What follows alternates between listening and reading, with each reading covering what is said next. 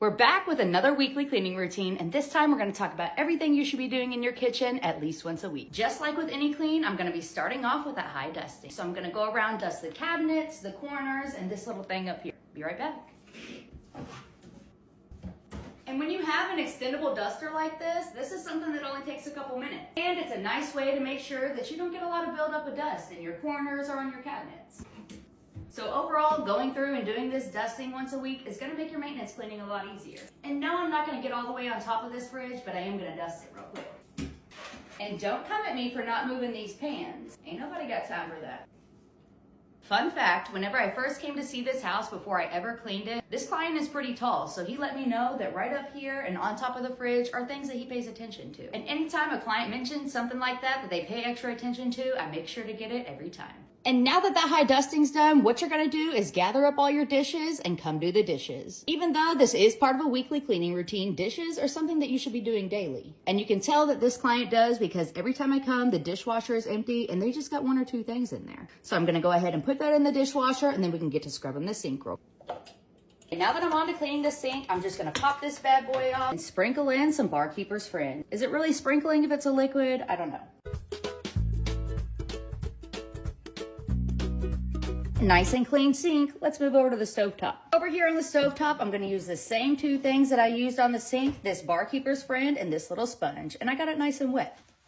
And no matter what kind of cooktop you have, Barkeeper's Friend is gonna help you clean it up. And depending on how much buildup you have, you can use a sponge, a pumice stone, a steel wool pad. Just make sure that whatever you use, you thoroughly read the directions and make sure you can use it on a glass cooktop. Because the last thing you wanna do is use a pumice stone or steel wool pad on your glass cooktop and scratch it all to hell. Been growing pretty steady in followers lately, so I've been wondering, how long is it gonna be till we hit 250K? Who knows? And sometimes people who use Barkeeper's Friend ask me how I use it and avoid all the residue it leaves behind. This is my #1 tip for that. Make sure to rinse it with a paper towel, rinse it with water. Don't just wipe over it with a microfiber. If you just go over it one time with a microfiber, there's gonna be residue left behind. I'm going over it a few times with a wet washcloth and a wet paper towel just to rinse some of that product up. Once I'm pretty comfortable with how well it's rinsed off, I'm gonna go over it with some glass cleaner. And you guys already know Sprayway is my favorite glass cleaner, but use whatever you need to. Some people even just use straight up vinegar to clean glass. So hey, do what works for you, and most importantly, do what's gonna motivate you. Looking much better. Let's get on to the outside of the appliances. Some of you will think I'm silly, but the #1 thing I use to polish stainless steel appliances is orange glow. Just spray a little bit onto my towel and go right over it. Now with general cleans, I don't get the inside of appliances. So today, I'm not gonna be getting the inside of the oven, this microwave here, or the fridge. And we will save those for a deep clean. But what I am gonna do is wipe down the outside here. And the last appliance to wipe down is this fridge here.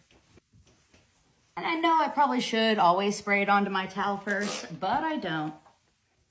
At this point, we've been cleaning for about 10 minutes. We've done that high dusting, cleaned the sink, the stove top, outside of appliances, and now we're onto the countertop. This client has all granite countertops, so what I'm using here is the Weiman Quartz and Stone. With this Weiman's, a little bit really does go a long way. I'm just using like 3 or 4 sprays and then going through and buffing that in. I wish you guys could smell this because this is one of my favorite scented products. It smells like Fruity Pebbles, which is one of the best cereals of all time. Here she is, looking shiny. I'm gonna get the rest of the countertops and I'll be right back. Now that everything else in this kitchen is done, the last thing that I'm gonna do is take my vacuum around and vacuum up these floors.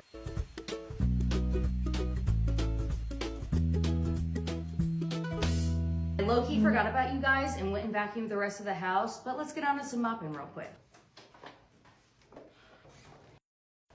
Okay, I went ahead and mopped the rest of these floors, so now the kitchen is all done. And if you didn't know, now you do, that dusting, cleaning the sink, stovetop, outside of appliances, and doing the floors are all things that you should be doing in your kitchen at least once a week. Love you, bye.